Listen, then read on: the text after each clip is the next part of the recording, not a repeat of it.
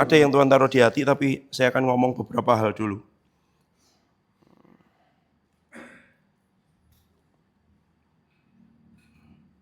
Matius 13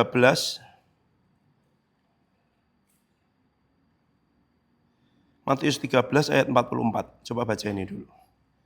Matius 13 ayat 44.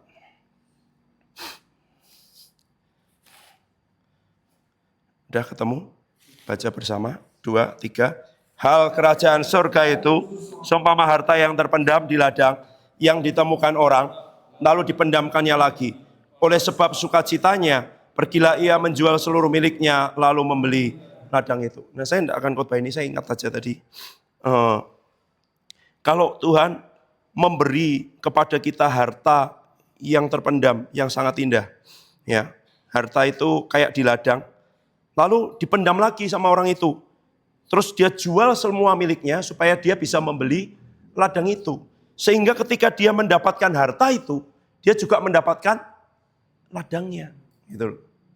Nah ini, waktu kita menginginkan sesuatu yang sangat berharga dari Tuhan, sering kita lupa bahwa kemudian juga dapat ladangnya. Saya ingat seorang pendoa, Joy Dawson namanya, pendoa YWAM, meninggal umur 90 sekian, beberapa tahun yang lalu. Nah,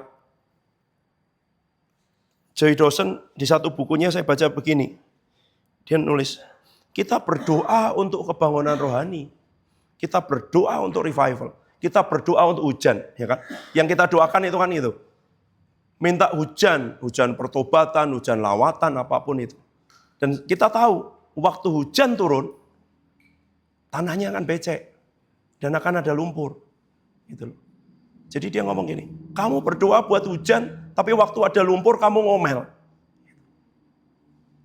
Pasti ada masalah juga mengikuti. Pasti ada hal yang tidak menyenangkan karena ladang itu isinya ada harta yang berharga, ada juga rumputnya, tanahnya yang harus dicangkul dan macam-macam gitu.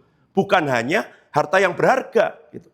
Dan waktu kita berdoa minta kebangunan rohani untuk anak-anak muda di Salatiga, kita sudah mulai lihat anak-anak itu datang. Tapi pada saat yang sama, WA dari Pak RT juga datang. Panggilan dari Pak Lurah juga datang, ya kan.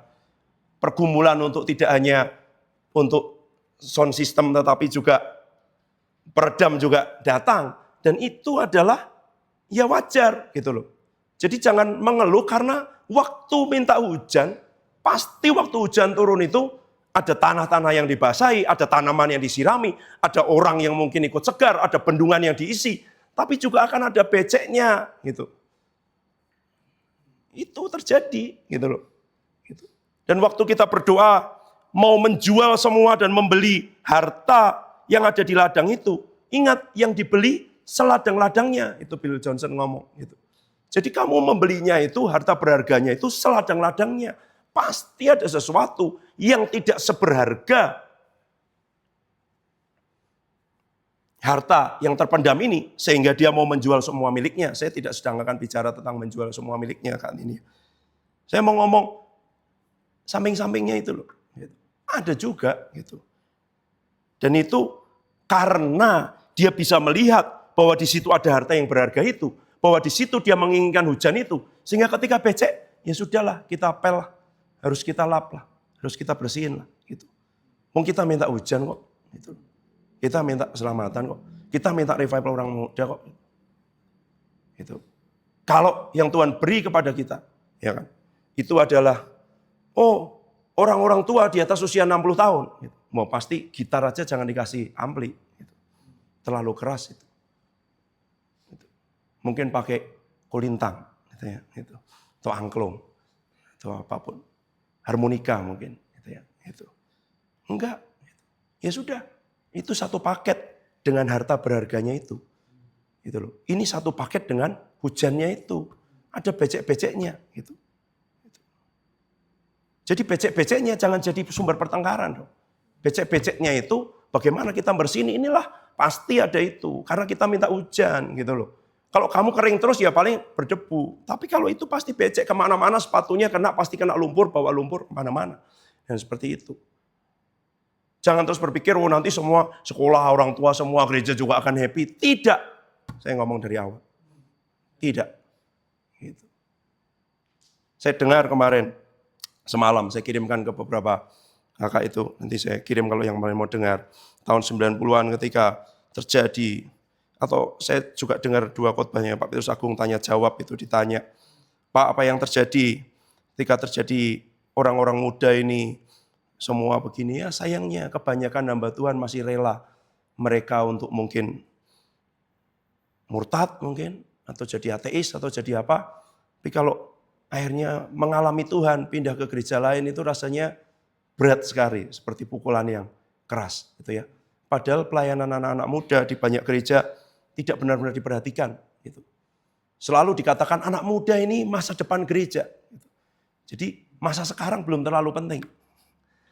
Kalau memang betul masa depan dipersiapkan. Saya waktu kuliah dulu di Malaysia tentang intergenerational ministry, dosennya ngomong gini, kalau memang anak muda itu dianggap penting dan anak-anak itu penting, cara paling gampang lihat anggarannya, berapa persen dialokasikan untuk mereka. Gitu loh. Ya kan? Anggarannya berapa persen dialokasikan untuk mereka. Dan kalau kita mau ngomong mereka ini penting, mereka itu all out gitu. Buktinya apa? Ya buktinya ya kami masih khotbah. Pak Petrus Agung itu tahun 2000-an sudah pindah, itu aja 90-an masih setiap minggu khotbah. Lama-lama serahkan ke Pastor Hengki. Tapi sampai akhir hidupnya beliau masih khotbah di youth sebulan sekali. Gitu loh. Pemain musik Sabtu dengan Minggu sama. Kalau ada pengkhotbah tamu dari Amerika, dari mana, dia akan khotbah juga di hari Sabtu. Dia tidak dikhotbahi yang berbeda. Dia tidak diberi cerita anak-anak. Gitu. Beliau ngomong sendiri, tanya jawab. Kamu kasih tahu mereka jangan ngelawan guru, sekolah yang rajin, taat sama orang tua, gitu aja. Mereka udah tahu. Kamu tidak pernah kasih mereka firman, tidak pernah bawa mereka ke kedalaman, tidak pernah ajari mereka kebenaran-kebenaran. Kamu pikir mereka tidak tahu, mereka sama tahunya dengan yang datang di ibadah hari Minggu. Itu yang dikatakan beliau. Gitu. Jadi kemarin Charles Spurgeon, saya kutip, saya dapat quote-nya itu ya. Jangan khotbahi anak-anak itu cerita-cerita yang sederhana, yang kamu pikir mereka nggak tahu apa-apa. Bukan. Kamu harus kasih tahu kebenaran yang sama dengan domba-domba yang dewasa itu dikasih makan. Gitu. Karena janji Tuhan di Kisah Para Rasul itu, orang-orang muda, anak-anak, mereka juga akan dapat pencurahan Roh Kudus dan karunia yang sama. Gitu loh. Kalau firmannya enggak sama, bagaimana mereka bisa berjalan dengan itu semua? Enggak bisa. Dia juga harus dapat firman yang sama. Gitu. Makan hal yang sama. Hal kerajaan surga seumpama harta terpendam di ladang ditemukan orang lalu dipendamkannya lagi. Oleh sebab sukacitanya pergilah ia menjual seluruh miliknya lalu membeli ladang itu. Nah, kerajaan surga adalah apa yang Tuhan tawarkan buat setiap kita. Seberapa kita menginginkan. Kalau kita tidak sampai menjual seluruh miliknya, ya sebegitu kita menghargai. Kalau orang masih berpikir mendapat panggilan Tuhan, mengikuti Tuhan. Saya tidak berkata semua jadi pendeta, semua jadi penginjil, semua jadi rasul, jadi nabi. Tapi apa panggilan Tuhan dalam kehidupan kita? Kalau Tuhan bilang jadi pengusaha, jadi pengusaha. Jadi guru, jadi guru. Jadi pengacara, jadi pengacara. Jadi hakim, jadi hakim. Jadi pebisnis, jadi pebisnis. Ikutin, gitu ya. Tapi dia akan pergi, mengikuti, melakukan sampai dia rela menjual seluruh miliknya. Gitu. Nah statement bagus sekali saya baca dari Derek Prince. Saya baru tahu Derek Prince ini sudah meninggal. Dia pengajar Alkitab yang kuat sekali. Cukup banyak bukunya diterjemahkan dalam bahasa Indonesia. Ternyata dia menikah dengan seorang perempuan yang punya 8 anak asuh.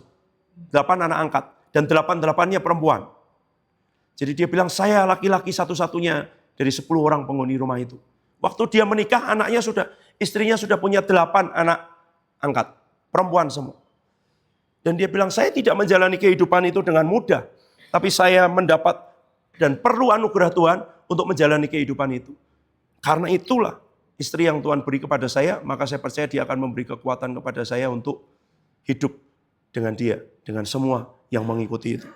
Nah, terus dia ngomong gini, kalau ada orang ngomong, oh ini panggilan Tuhan buat saya akan bisa melakukannya karena saya tahu, saya mampu, saya punya kekuatan di situ. Dia bilang, saya pastikan itu bukan panggilan Tuhan dalam hidupmu. Karena di tempat di mana Tuhan memanggilmu, orang akan berkata begini, wah itu aku enggak mampu, wah itu aku enggak bisa, itu enggak tahu. Di situ kamu akan butuh kekuatan, kemampuan Tuhan. Di situ orang akan menjalani panggilan itu dengan kekuatan dari Tuhan. Di tempat di mana orang ngomong, wah aku tahu itu, wah aku bisa itu. Dia ngomong, saya pastikan itu bukan panggilan Tuhan. Ya itu terlalu gampang. Ukurannya masih belum ukuran Tuhan, gitu loh. Ya kan? Masih belum ukuran Tuhan. Masih ukuran manusia. Masih dikerjakan dengan idenya, dengan pikirannya, dengan orang-orang yang dia kenal, dengan rencananya, masih bisa gitu. Tapi ketika itu semua di luar kapasitas kemampuannya, itu tanda-tandanya. Cara paling gampang, banyak orang dulu ada yang tanya, Pak, apa selalu orang yang mengikuti kehendak Tuhan itu bertentangan dengan keinginannya sendiri? Apa selalu keinginan kita bertentangan dengan kehendak Tuhan?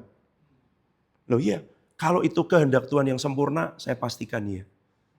Karena pasti daging kita nggak mau. Pasti kita akan nanya, pasti kita akan mikir. Pasti itu tidak masuk akal buat kita. Jadi kalau itu masih bisa, kamu masih pikir, oh ya enggak apa-apa di situ. Oh ya bisa di situ. Kemungkinannya itu yang baik, yang standar. Mungkin orang menyebutnya pelayanan. Tapi di level yang itu, di level yang tidak bisa pakai kekuatan kemampuan sendiri itu namanya pengabdian. Karena di situ dia enggak bisa. Dia enggak bisa. Tuhan, aku bergantung penuh sama Engkau.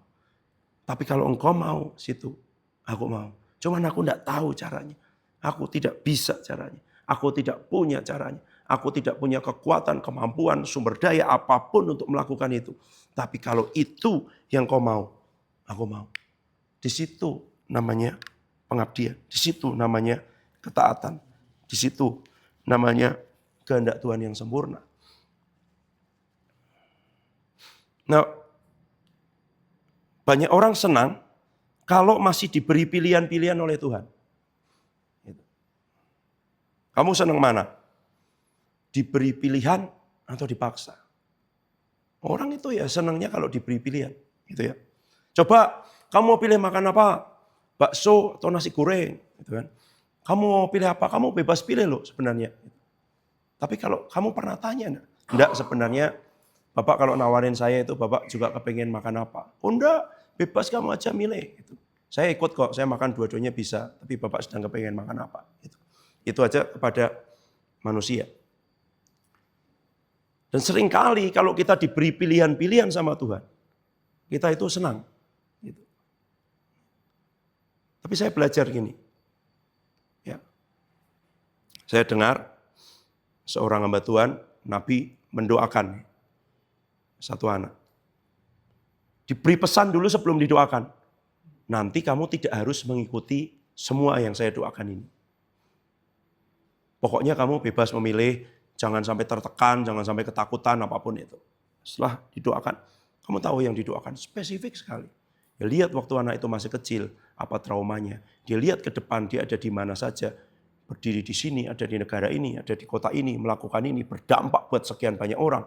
Sampai ke level bangsa-bangsa. Tapi ditutup lagi dengan kata seperti ini. Tapi kamu boleh memilih kok.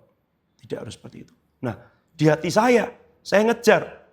Saya tanya, Esther, bukankah Tuhan ingin yang terbaik buat anak-anaknya? Kalau kita milih, kita bisa salah loh. Pilihan kita. Gitu loh. Karena jalan untuk seperti yang dia lihat tadi, sampai ke bangsa-bangsa jadi berkat di depan ribuan orang. Itu jalannya tidak langsung seperti yang kita bayangkan. Gitu loh. Jalan ke Amerika bisa lewat pedalaman Papua. Gitu. Tidak selalu jalannya seperti yang kita bayangkan. Lalu sahabat saya gini, ya Tuhan ingin anaknya bahagia. Wah, saya kejar lagi. Iya dong, tapi bukannya dia ingin sebenarnya kita ada di pusat kehendak yang sempurna. Ya, tapi kalau kita tidak di situ ya paling turun. Tahu turun. Harusnya kamu sampai ke level bangsa-bangsa, kamu sampai ke level kabupaten. Kalau kamu merasa, oh kabupaten aja ya lumayan, daripada cuman RT. Loh, jauh sekali. Kabupaten itu di satu provinsi ada berapa kabupaten? Di satu negara ada berapa provinsi? Sedangkan harusnya kamu levelnya negara-negara. Gitu. Turunnya berapa itu? Gitu loh. Saya bergumul, kenapa kok begini? Gitu loh. Kenapa kok diberi tawaran? Kenapa kok tidak dipaksa? Gitu. Nah, saya mau ngomong dengan itu nanti keluarga, tolonglah berdoa minta supaya Tuhan bawa kami di pusat kehendak-Mu. Gitu. Karena kalau kita disuruh milih sendiri, jalan seperti yang tadi dinubuatkan, didoakan itu, belum tentu seperti yang dibayangkan. Mungkin kita pikir ke bangsa-bangsa itu sekolah internasional dulu. Kita pikir ke bangsa-bangsa, ya saya percaya belajar bahasa Inggris itu harus, gitu ya. Tapi tempatnya, waktunya, caranya tidak selalu seperti yang kita bayangkan, gitu. Nah itu masalahnya. Nah saya kejar sahabat saya, karena sahabat saya ini waktu dulu doakan kami 5 tahun yang lalu ngomongnya nggak begitu. Ngomongnya, Pastor Roni, ya kalian ada di situ itu kehendak Tuhan yang sempurna. Kamu tahu kehendak Tuhan baik, berkenan, sempurna. Kamu di tempat itu kehendak Tuhan sempurna. Kamu pergi dari tempat itu, turun. Jadi gituin coba. Hamba Tuhan yang lain doain saya. Kamu bagian dari mata rantai kebangunan rohani. Kamu pergi meninggalkan itu, Tuhan cari yang lain. Saya diancam-ancam, digituin. Lebih pilih mana kamu diancam-ancam atau kamu diberi pilihan? Daging kita senang diberi pilihan. Gitu loh. Enak. Wah, bebas kok, Tuhan baik kok sama saya. Saya masih ingat Pak Petrus Agung. Waktu beliau masih tahun 99 atau 2000. Waktu itu gereja JKI Injil Kerajaan anggota jemaatnya 2000. Bayangin. Beliau di perjalanan menuju ke Amerika. Satu pesawat duduk bersebelahan dengan Pak Yusak Cipto almarhum. Di pesawat itu Roh Kudus ngomong sama Pak Yusak, ngomong sama hambaku, apa Tuhan? Bilang, minta dipaksa sama Tuhan. Kalau enggak nanti kamu enggak nyampe. Oh gini Tuhan nanti dia enggak ini, udah ngomong. Pak Yusak sampaikan. Bung, Roh Kudus ngomong, kamu suruh minta dipaksa sama Tuhan. Oh itu kan Pak Yusak, gitu Pak Agung jamnya gitu. Orangnya keras gitu. Kalau saya sama Tuhan baik-baik aja kok, bisa diomongin kok, semua bisa didiskusikan, enggak ada masalah dan gitu-gitu. Oh Tuhan, jangan ngomong loh aku tadi, jawabannya kayak gini loh ya. Gitu. Ngomong gitu Pak Yusak. Baca Alkitab lagi Pak Yusak, perjalanan. Sekian jam Roh Kudus ngomong lagi, kan 24 jam ke Amerika. Ngomong lagi. Kamu suruh minta dipaksa sama Tuhan. Ya, jawabannya gitu lagi. Sampai 3 kali kalau saya nggak salah ingat. Dah. Sampai ke Amerika, Pak Yusak diinapkan di hotel. Pak Petrus Agung nginap di rumahnya Pak Adi. Karena Pak Adi Sutanto yang ngundang mereka berdua untuk ngisi retreat gereja JKI di Amerika. Terus malam itu beliau mimpi, Pak Petrus Agung. Mimpi apa? Mimpi lihat 2 garis. Timeline. Gitu ya. Yang atas itu adalah waktunya Tuhan dan rencananya Tuhan. Yang bawah adalah apa yang dia lakukan di hidupnya sendiri. Dan ternyata banyak sekali yang tidak tepat. Banyak sekali yang meleset. Waktu Tuhan harusnya bergerak ke sana, dia lagi baring-baring. Waktu Tuhan lagi bergerak ke situ, dia lagi ngerjain sesuatu yang lain. Pokoknya nggak pas terus gitu. Terus lagi, dalam mimpi itu, dia lihat Tuhan Yesus dari belakang. Dia lari. Di dalam hatinya mau ngomong gini, Tuhan, jemaatku sekarang 2000. Tapi waktu dia lari dekat ke Tuhan Yesus buang muka. Waktu dia mau mendekati, dia pikir Tuhan Yesus akan tersenyum, dia mau pamer pencapaiannya. Tuhan Yesus buang muka, nggak mau lihat. Bangun, keringat dingin, berlutut di kamar mandi, dan ngomong gini, Tuhan, paksakan rencanamu dalam hidupku. Gitu. Ya kalau kita lihat, kalau kalian belajar hidupnya Pak Petrus Agung, memang beliau bukan seperti Pak Yusak yang wah keras sekali begitu. Tapi itu pun kalau kita ngomong kehendak Tuhan yang sempurna dalam hidup kita, ada banyak hal yang meleset gitu. Kalau kita nggak dipaksa, kita memang nggak mau kok. Daging kita milih untuk, kita kan ngomong, Ini baru kemarin AC datang, listrik dinaikkan, speaker dan mixer sudah datang, alat musik ada, bernafas dulu Tuhan. Enggak, beredam. Ya kan? Di dalam hati saya ada gini,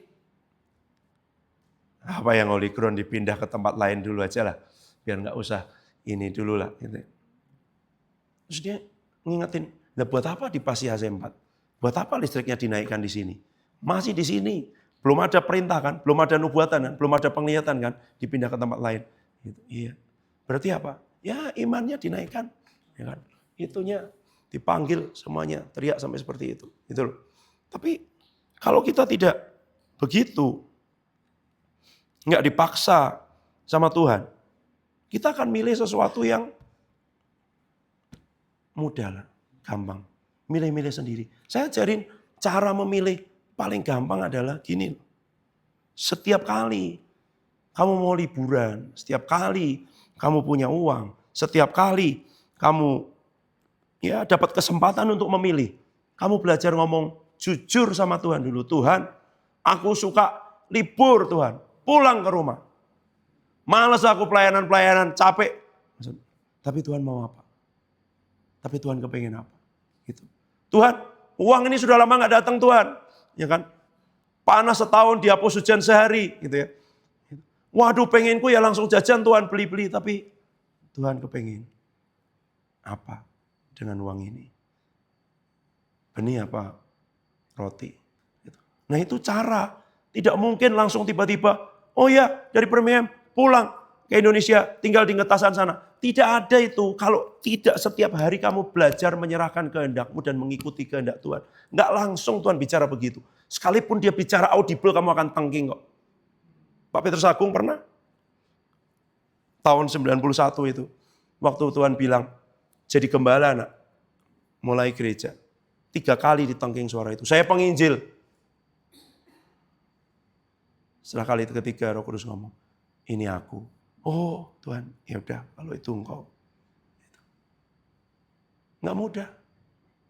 Nggak mudah. Pergumulannya untuk jadi gembala tidak mudah. Mengembalakan. Tapi itu belajar mengikuti apa yang Tuhan mau. Belajar ada di pusat kehendak Tuhan. Gitu loh. Belajar seperti yang dikatakan oleh Injil Matius ini. Oleh sebab sukacitanya, pergilah ia menjual seluruh miliknya. Itu loh.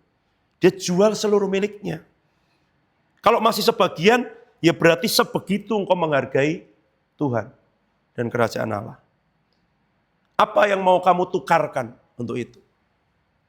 Ya kan? Saya nggak tahu. Kamu teriak dan sungguh-sungguh mengharapkan kebangunan rohani buat orang-orang muda di kota Salatiga seperti apa. Tapi buat saya itu satu-satunya. Saya nggak punya pilihan yang lain. Ya kan? Ijazah saya sudah parkir di lemari 6 tahun. Saya nggak punya pilihan lain. Gitu. Sudah saya tukarkan semua yang saya punya dengan apa yang Tuhan katakan. Dan 6 tahun yang lalu dia belum bicara kebangunan rohani orang-orang muda. Belum. Bicara tinggal di tempat itu. Baru 3 tahun yang lalu dia mulai bicara. Gitu. Apa yang mau kamu tukarkan? Apa yang mau kamu jual seluruh milikmu? Yang masih bisa diandalin. Yang masih kalau sampai ini nggak jadi nih. Nah, saya masih bisa jadi dosen. Nah, saya masih bisa. Ada satu orang ngomong dengan saya, Pak, kalau Bapak kejar sekarang belum terlambat untuk jadi profesor. Belum disuruh Tuhan, enggak berani. Dia bilang gitu. Enggak apa-apa Pak, saya bantu. Urus semua ini. Bisa. Enggak ada perintahnya.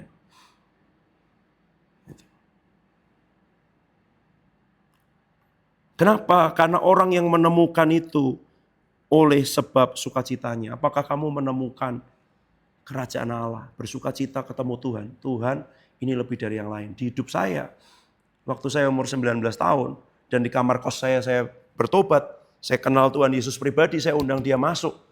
Saya ngerasa tidak ada yang lebih berharga selain Tuhan Yesus dan firman-Nya dan kehendak-Nya. Saya baca Alkitab setiap hari. Saya cuma mau ini Tuhan. Saya tidak mau yang lain Tuhan. Saya cuma mau ini Tuhan. Gitu ya. Saya baca Alkitab. Teman kos sebelah saya pakai ganja. Nongkrong rame-rame pakai ganja di situ. Sampai saya dengar mereka. Shh. Mereka kan tahunya kalau sore saya di meja belajar itu baca. Padahal saya baca Alkitab. Saya dengar, jangan rame-rame. Roni lagi belajar. Padahal mereka ketawa-ketawa pakai ganja. Di kamar sebelah saya. Persis. Rame-rame. Oleh sebab sukacitanya, pergilah ia menjual seluruh miliknya, lalu membeli ladang itu. Kalau kamu belum ketemu sukacita, karena ketemu Tuhan, karena kerajaan Allah, kamu tidak akan mau menukarkan itu. Kamu masih akan mikir ngitung. Ya lumayan lah bisa kuliah lah. Lumayan lah punya sarjana lah. Lumayan lah. Gitu. Tapi kalau orang ketemu sukacita, ketemu kerajaan Allah, dia tidak mau tukarkan. Dia tidak jual semua, sebagian. Tidak jual sedikit. Dia jual seluruh miliknya, lalu membeli ladang itu. Sekarang kita ke Mazmur 23. Ini yang Tuhan taruh di hati saya.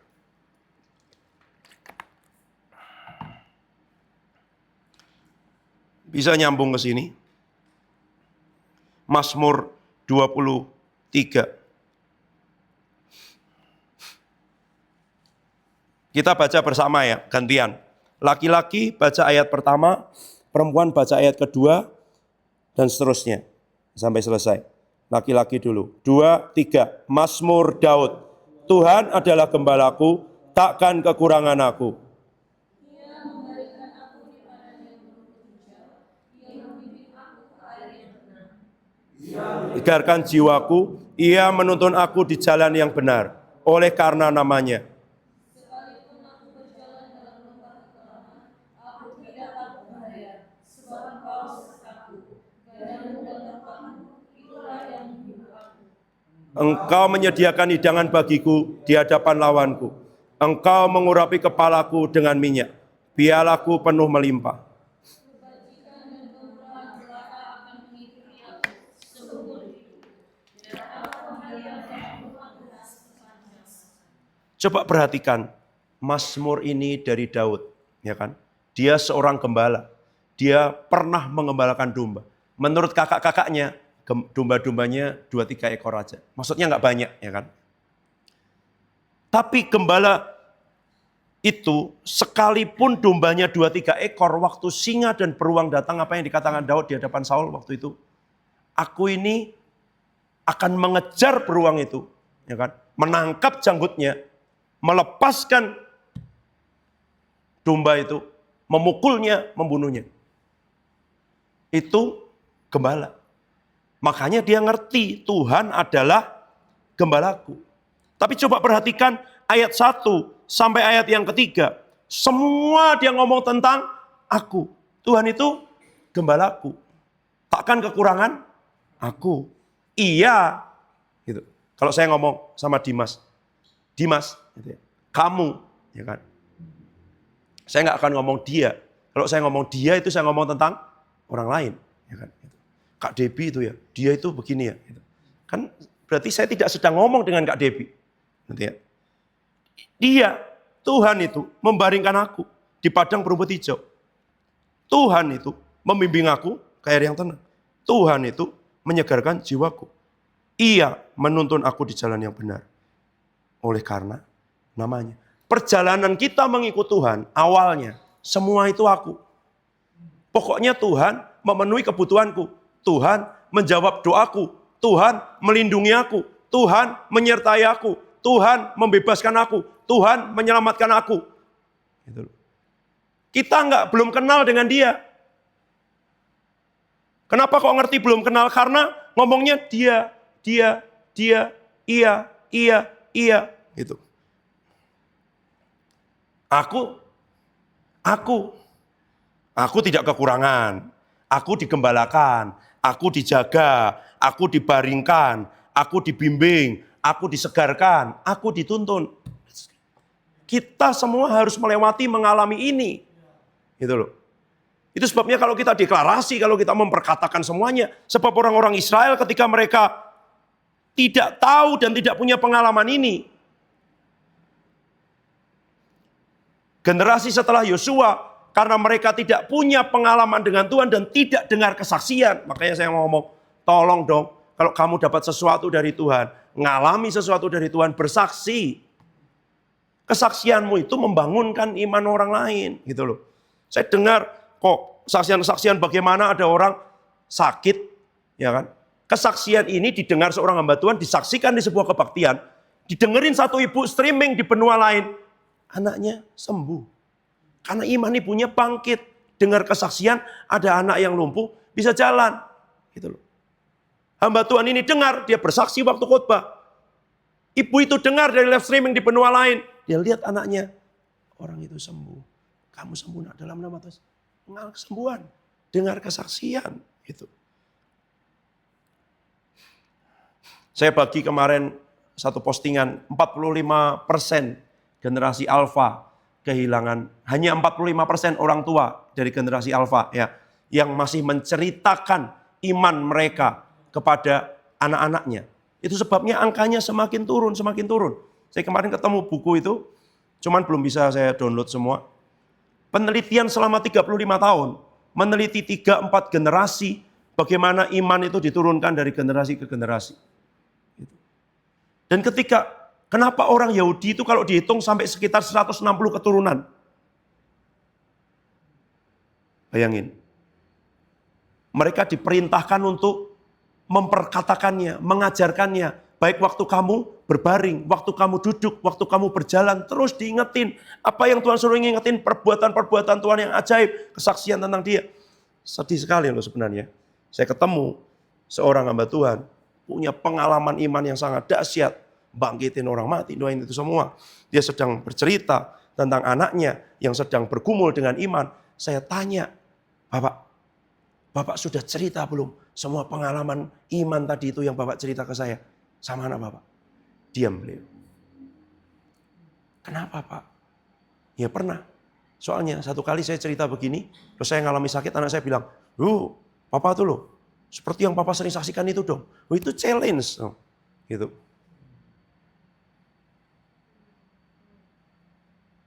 Saya kemarin ketemu Ayu, 2 kali dia ngomong, deklarasi dong Pi, perkatakan, yes.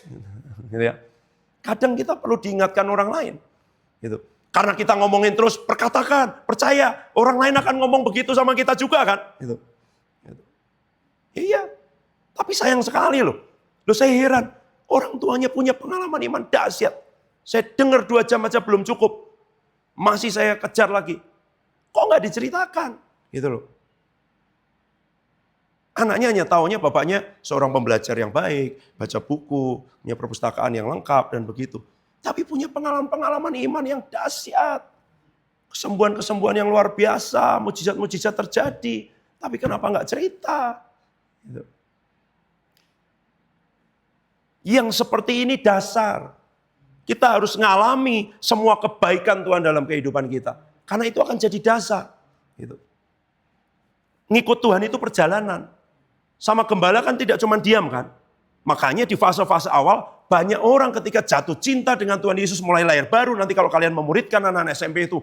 Wow, saya dulu waktu jatuh cinta dengan Tuhan Yesus. Mobil bocor remnya. Saya tumpangi tangan kapnya. Saya perkatakan dalam nama Tuhan Yesus.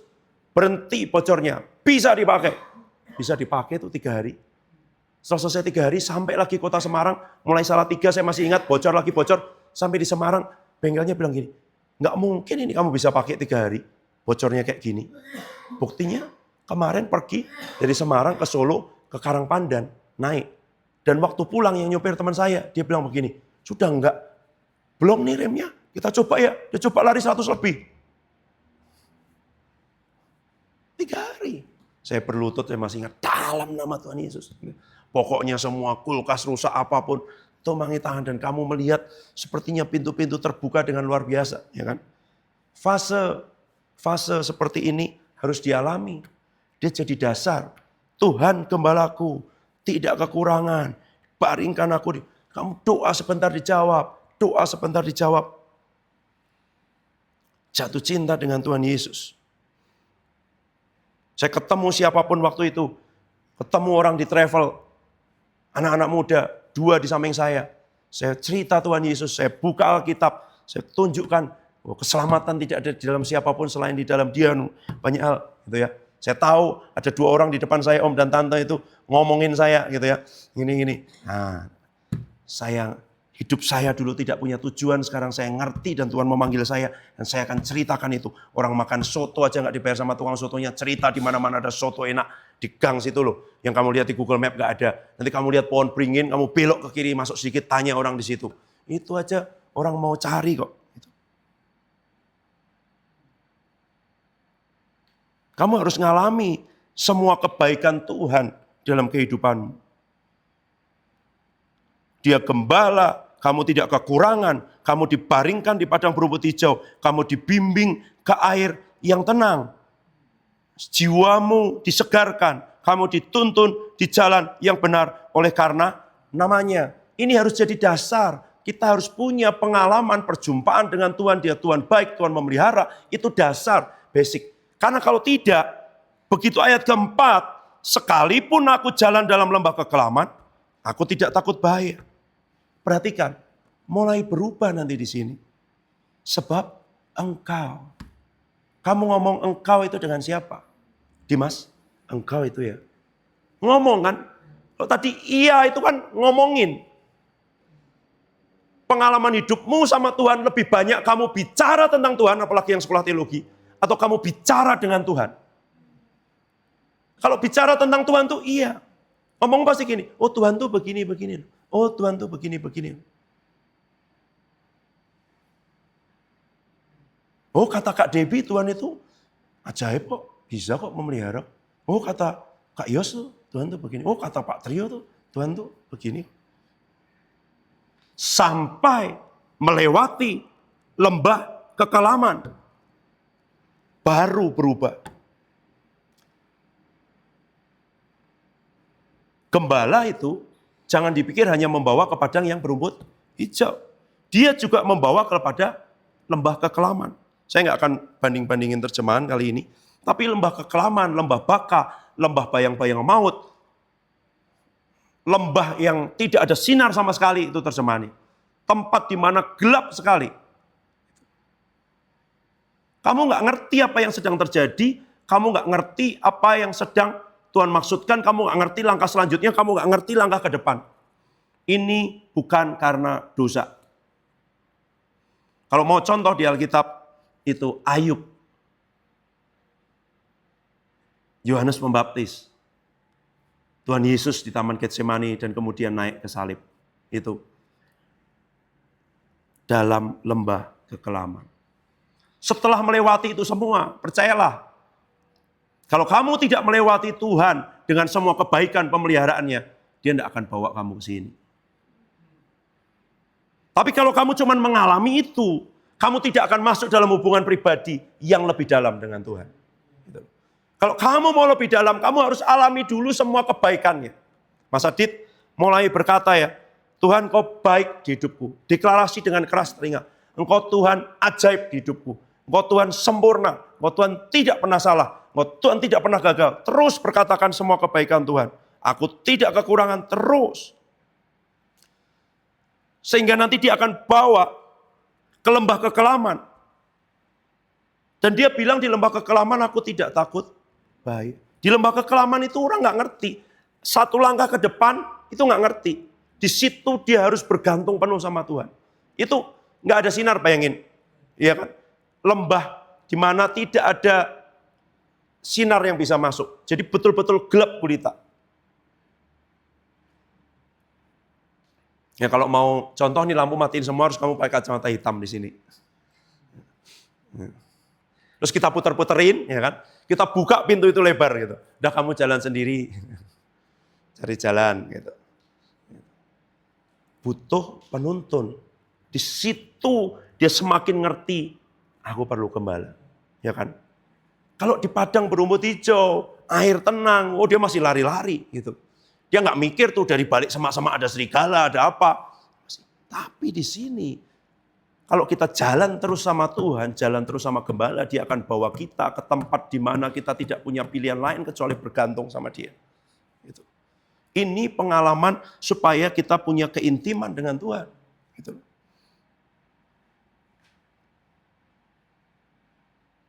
Tidak ada lagi padang berumput hijau, tidak ada lagi air yang tenang. Ada lembah kekelaman, tapi dia punya pengalaman-pengalaman dengan Tuhan sebelumnya yang membuat dia percaya sekalipun sekarang ini tidak mengerti.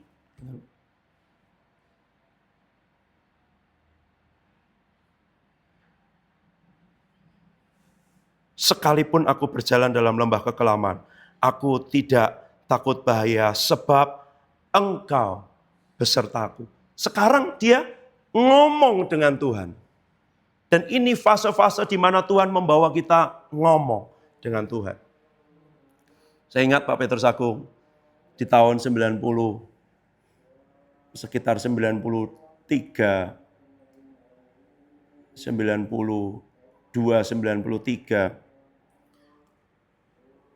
Waktu Tuhan mulai bicara pada beliau secara pribadi, dia keluarkan statement begini. Di tahun sebelumnya, tahun-tahun sebelumnya, tahun 90, itu di tahun itu loh ya. Kalian masih tahu kaset nggak sih? Yang pakai pita itu, ya kan? Masih tahu ya? Itu sekarang mungkin di museum ya. Barang-barang koleksi itu antik. Kaset khotbahnya terjual 10.000 keping dalam 1 tahun. Untuk 1 judul khotbah. Dia penginjil. Dia ngomong, ternyata di saat saya paling banyak bicara tentang Tuhan. Sama seperti Mazmur 23 ayat 1 dan 2 tadi. Bicara tentang Tuhan. Di saat yang sama saya paling jarang bicara dengan Tuhan. Terus dibawa kemana? Dibawa ke pengalaman jadi gembala. Sesuatu yang dia tidak bisa. Dibawa ke pengalaman gereja berhutang dan kemudian sampai harus hampir disita bank. Tidak bisa bayar bertahun-tahun. Tidak punya uang. Tidak bisa membayar persembahan kasih untuk semua pengerja dan semuanya. Dibawa pada pengalaman-pengalaman seperti itu, baru bicara dengan Tuhan.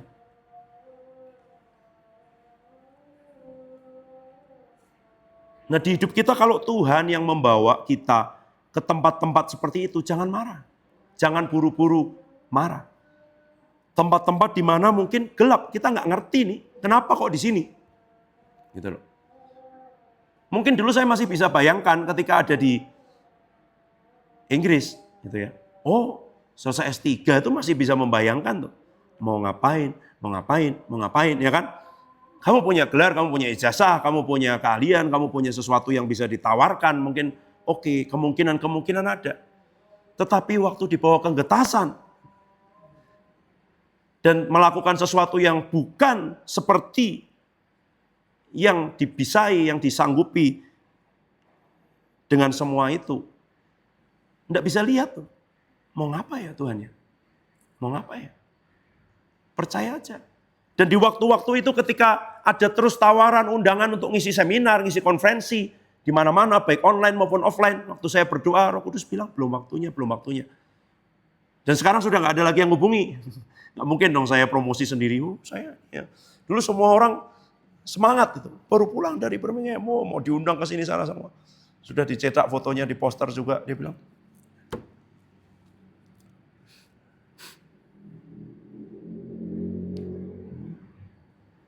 Tapi sebenarnya maksudnya Tuhan supaya kita kenal Dia pribadi.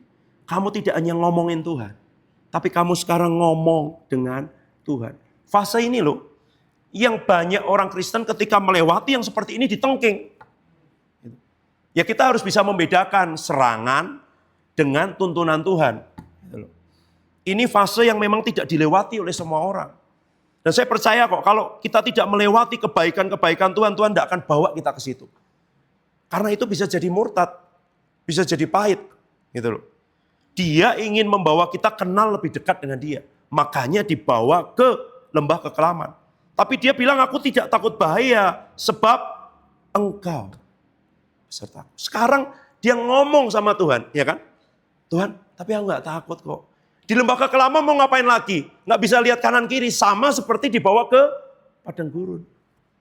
Kalau dibawa ke padang gurun, kamu bebas lihat apapun. Karena kanan, kiri, depan, belakang, sejauh mata memandang, pasir. Kalau dibawa ke pasar malam, Odong-odong, cilok, aroma manis, mainan, tembak-tembakan, segala macam. Sama. Kalau dibawa ke lembah kekelaman, nggak bisa lihat apa-apa. Kanan, kiri, depan, belakang, gelap, tidak ada. Kamu harus percaya pada suara gembala. Kalau dia bilang berhenti, berhenti. Kalau dia bilang ke kanan, ke kanan. Loh Tuhan, dari tadi kok jalannya ke kanan terus, ternyata kamu sempat salah arah. Jurangnya di sana. Kanan, kamu nggak kelihatan. Kanan terus Tuhan. Iya, kamu tak suruh balik, nggak percaya kok. Kanan terus. Sebenarnya kalau kamu begitu maju satu, curang. Tapi kan nggak lihat gitu loh. Di situ kamu akan dibawa bergantung penuh pada gembala. Kenal suara gembala. Karena nggak lihat, iman mulai dibangkitkan. Ya kan?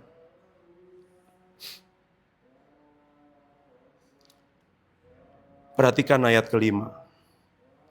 Engkau menyediakan hidangan bagiku di hadapan lawanku. Engkau mengurapi kepalaku dengan minyak. Biarlah aku penuh melimpah. Kebajikan, kemurahan belaka akan mengganti aku seumur hidupku. Dan aku akan diam dalam rumah Tuhan sepanjang masa. Sekarang dia ngomongnya engkau. Sekarang dia ngomong dengan Tuhan.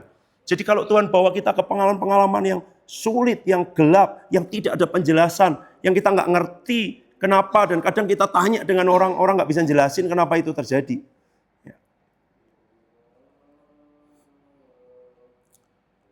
Masing-masing orang dibawa Tuhan beda-beda dalam perjalanan-perjalanan ini. Tapi kalau kita mempercayakan hidup kita kepada gembala, pertama-tama dia akan membawa kita mengalami semua kebaikannya. Karena itu akan menumbuhkan iman, trust. Tapi ternyata waktu kita mengalami semua kebaikannya, seringkali kita belum kenal dia. Kita belum punya keintiman, kedekatan. Kita hanya ngomong tentang dia, iya. Kita belum ngomong dengan dia. Kita baru ngomong tentang dia. Kita belum ngomong pribadi dengan dia. Sampai kita dibawa. Ingat loh, Tuhan gembalaku. Jadi kalau ke lembah kekelaman itu pun dia. Roh Kudus turun dalam rupa burung merpati. Lalu Roh Kudus memimpin Tuhan Yesus ke padang gurun. Ini bukan padang gurun karena muter-muter sendiri, karena kurang iman, karena tidak taat. Banyak orang salah mengatakan padang gurun itu seperti itu. Bukan. Ini perjalanan seperti Ayub. Yang waktu didapati tidak ada kesalahan dalam perkataannya, dalam mulutnya tidak ada kesalahan. Tapi Tuhan sengaja membuka pagar-pagar di hidupnya. Tujuannya apa sih? Tujuannya apa? Kok Tuhan melakukan seperti itu kepada Ayub? Coba buka dulu dengan saya. Kita, sebentar, tahu ketekunan Ayub. Di mana ayatnya? Yakobus ya?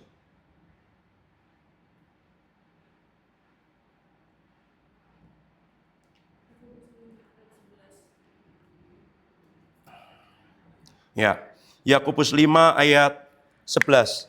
Coba baca bersama 2, 3.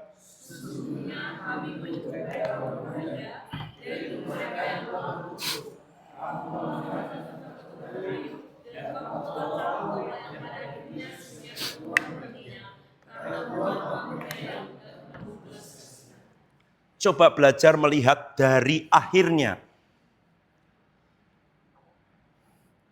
Akhirnya apa? Semua yang hilang dikembalikan 2 kali lipat. Itu akhirnya.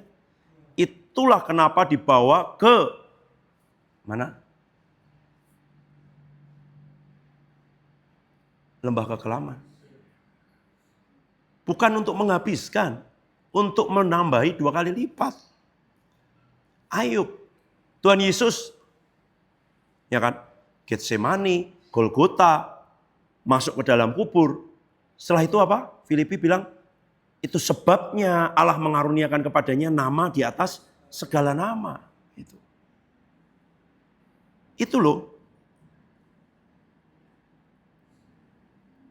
Jadi jangan cari begini, oh Tuhan, mana sih lembah kekelaman? Gak usah.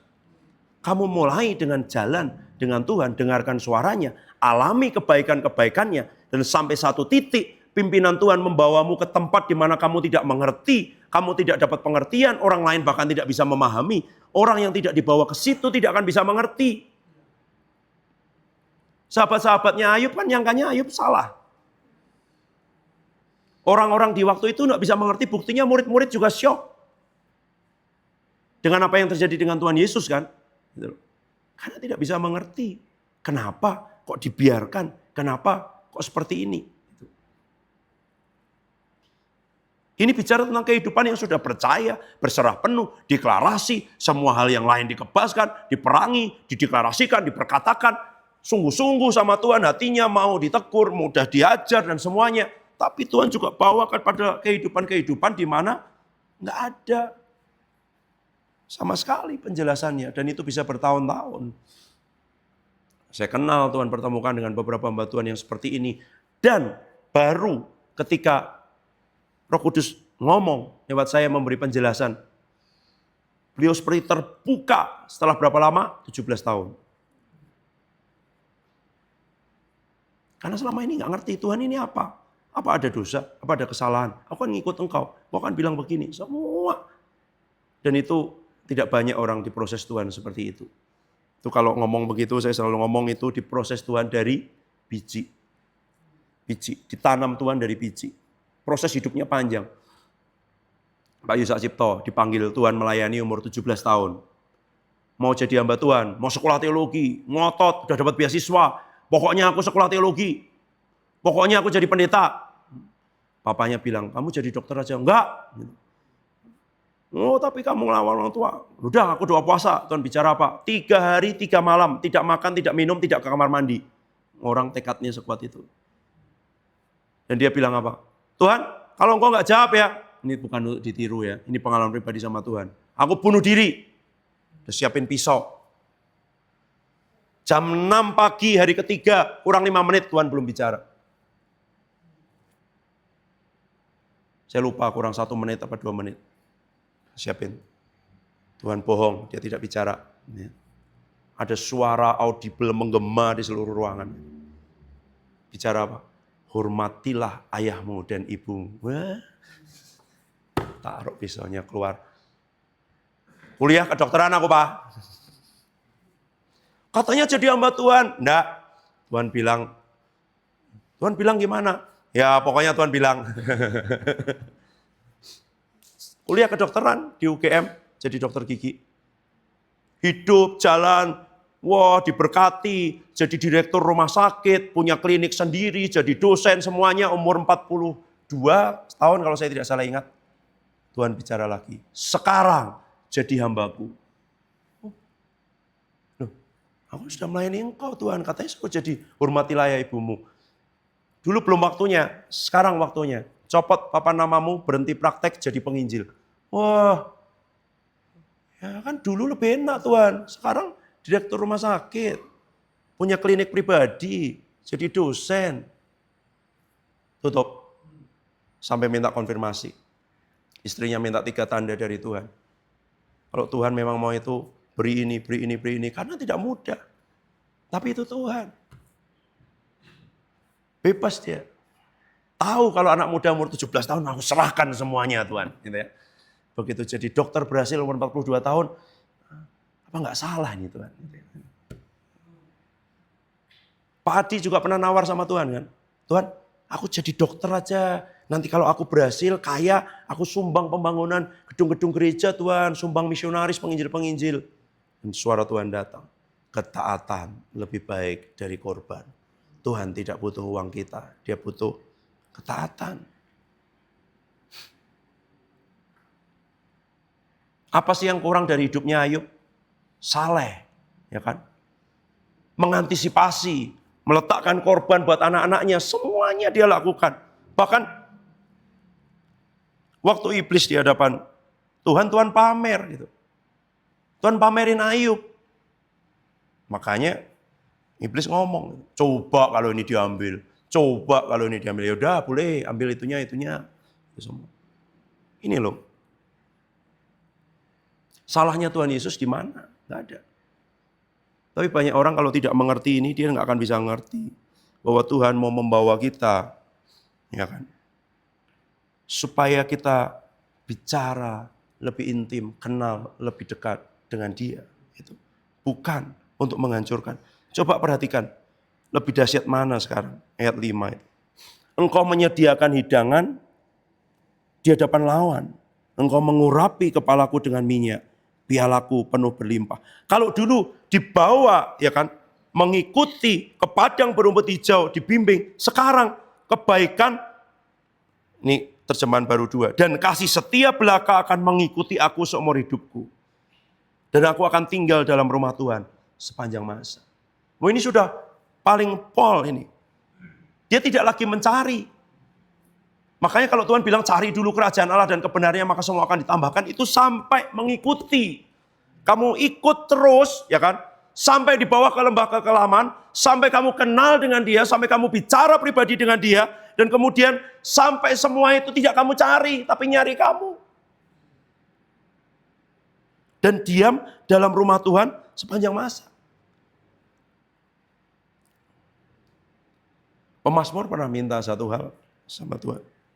Satu hal aja yang aku minta. Ya. Diam di rumahmu. Diam di baitmu. Diam di tempat kudusmu. Dan kalau diam di situ, mudah. Akan dibawa sampai ke situ. Akan dibawa sampai ke titik itu. Tapi setelah melewati lembah kekelaman. Dan buat setiap orang, Tuhan mengukur sendiri, Tuhan membentuk sendiri, Tuhan punya cara sendiri, dia berurusan pribadi. Sampai di hidup kita mulai berubah dari ngomongin tentang Tuhan. Sampai kita ngomong dengan Tuhan. Biar hati kita terus belajar untuk percaya, Tuhan Engkau tidak bermaksud jahat, Tuhan Engkau tidak salah dalam hidupku, Tuhan Engkau ingin, ya kan, supaya akhir yang terjadi dengan hidup Ayub, supaya kebangkitan, kemuliaan yang dialami Tuhan Yesus juga kami alami dalam kehidupan kami. Dan bahwa kami percaya kepada Engkau sebagai gembala. Saya tutup dengan ini. Bukankah firman Tuhan bilang begini, aku mengutus kamu seperti domba ke tengah serigala. Banyak orang cari strategi. Bagaimana nyamar, bagaimana cerdik, bagaimana luar biasa, bagaimana bertahan di tengah banyak serigala. Sederhana. Gembala tidak pernah membiarkan dombanya sendirian. Kalau kita diutus ke tengah serigala, ada gembalanya di situ. Karena domba tidak jalan sendirian. Kalau dia diutus ke tengah serigala itu, gembalanya sudah jalan ke tengah serigala, gitu loh. Bukan bebek, jalan duluan, gembalanya di belakang. Ya kan? Kita domba. Dan domba selalu gembalanya jalan di depan membuka jalan. Jadi aku mengutus kamu seperti domba ke tengah serigala. Selama gembala yang mengutus, tidak masalah. Karena dia ada, gadanya dan tongkatnya ada. Mungkin tengah-tengah serigala itu adalah lembah kekelaman. Ya kan? Tapi kalau dia mengutus, bukankah kita sering ngomong, kalau dia mengutus, dia mengurus. Ya kan? Dia yang bertanggung jawab. Dia sudah jalan duluan, dia sudah buka pintu itu. Dia ada di situ, dia mendahului. Mari datang ke Tuhan.